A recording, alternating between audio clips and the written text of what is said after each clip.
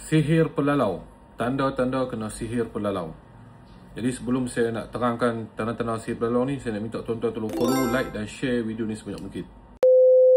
Sebelum saya nak menerangkan tanda-tanda sihir pelalau ni, saya nak menerangkan kepada tuan-tuan dan puan-puan apa itu sihir pelalau.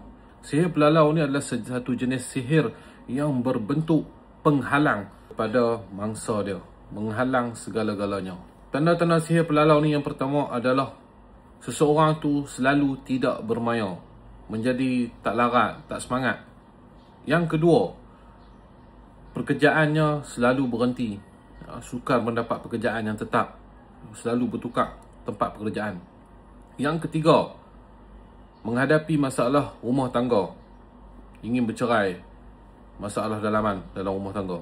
Yang keempat, tuan-tuan, orang yang kena sihir pelalau ni dia selalu resah, dirinya selalu risau, resah, tak tentu hala. Yang kelima, tuan-tuan, badannya selalu sakit-sakit, terutamanya di bahagian tengkuk dan belakang pinggang.